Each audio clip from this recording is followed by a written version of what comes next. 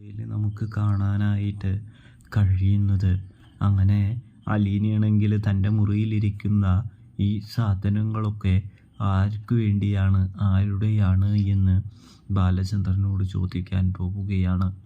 അതായത് ബാലചന്ദ്രനാണെങ്കിൽ അലീനയ്ക്ക് മനസ്സറിഞ്ഞ് സാരിയും സ്വർണ്ണ വളകളുമൊക്കെ സമ്മാനമായി നൽകിയിട്ടുണ്ട് എന്ന് കാണാൻ കഴിയും.